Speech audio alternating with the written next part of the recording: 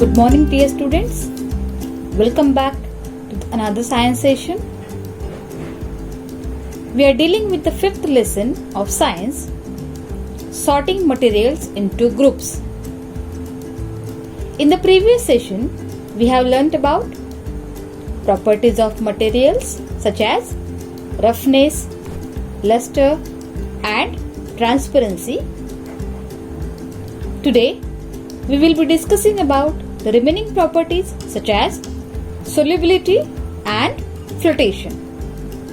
Solubility and flotation. So before starting solubility property, let's take a quick review of solid state, liquid state and gaseous state, which you have already studied in your grade 5th. So students, all the substances can be grouped on the basis of three main physical states. How many physical states? Three main physical states: solid state, liquid state and gaseous state. In solid state, the particles are tightly packed in a fixed pattern. They cannot move away from each other. Yes. And in liquid state, the particles are not arranged in a fixed framework. It means in pattern. And in gaseous state, the particles are very far from each other and can move in all directions. Right? So this is all about solid state, liquid state and gaseous state. Now let's learn about solids. Solids have a definite volume and definite shape. They cannot be compressed, means their size and shape remain the same. For example, rock, brick and wood. Moving towards liquid, they have a definite volume but no definite shape. They can take the shape of the container they are poured in. They can only be compressed to a small extent. Examples are milk and water. Next state, that is gaseous state. They do not have a definite shape or volume. Gaseous state do not have definite shape or volume. They are highly compressible. Examples are oxygen, steam, carbon dioxide. Right? So these are the examples of gaseous state. So this is all about solid state, liquid state and gaseous state. Now let's learn about solubility. Solubility means the ability of a substance to dissolve in a solvent is called its solubility. This we have already studied in our previous chapter, right children? Now here we will be discussing about solubility of solids, solubility of liquids and solubility of gases. Now let us discuss about solubility of solids. Students, many substances dissolve in water, whereas some other do not.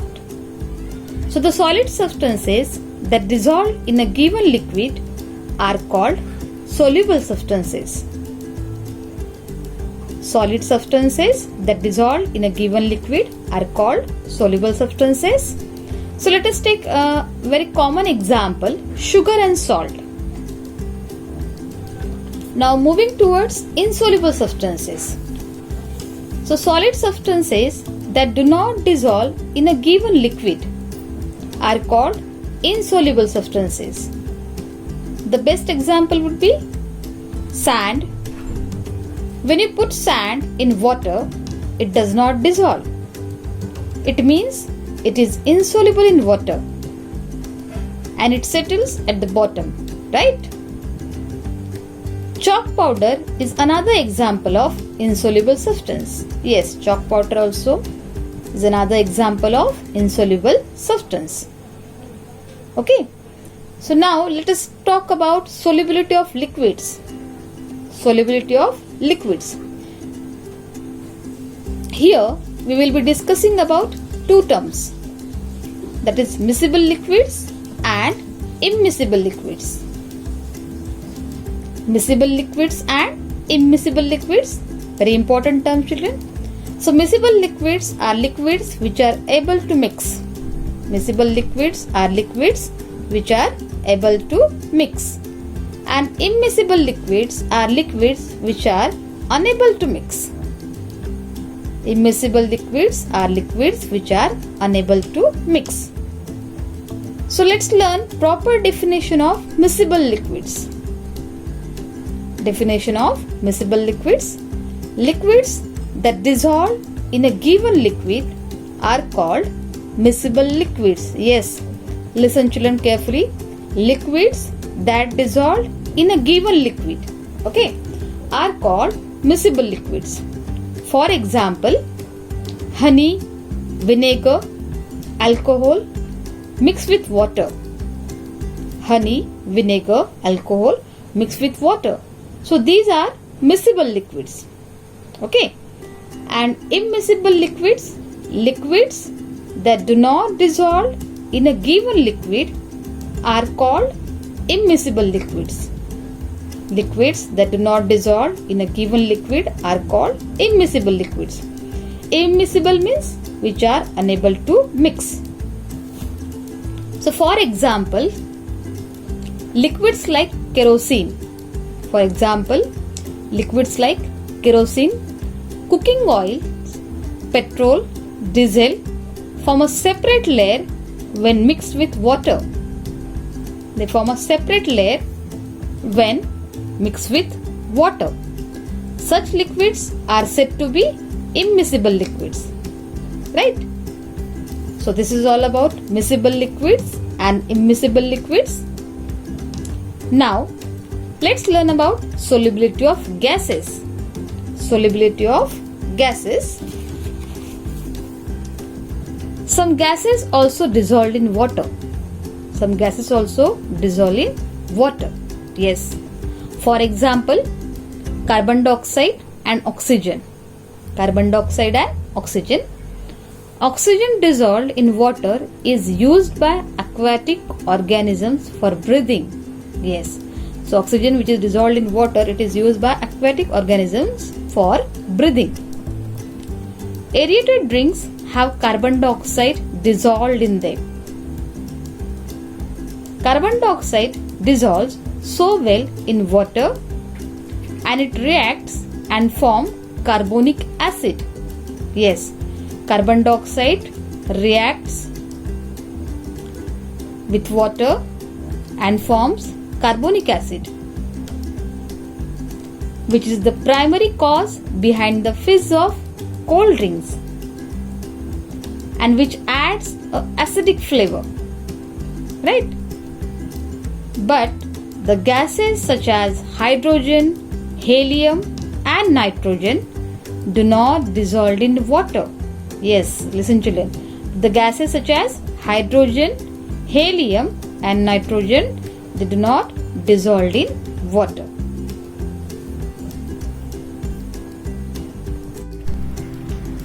Next property of material is flotation. You must have noticed that objects made of wood float on water, whereas rocks and stones sink in water. Lighter objects like paper, straw, leaf, balloon float on the surface of water, while heavier objects like key, marble sink in water. Right? So the property of certain materials to remain on the surface of the liquid is called flotation. The property of certain materials to remain on the surface of the liquid is called flotation. Right? So now let's revise. Today we have learnt all the substances can be grouped on the basis of three main physical states: solid state, liquid state and gaseous state. Next, that is solubility property, in which we have learnt solubility of solids, solubility of liquids and solubility of gases. We have also learnt flotation property of material with examples, right? So that's all for today, children. Bye. Take care. Have a nice day.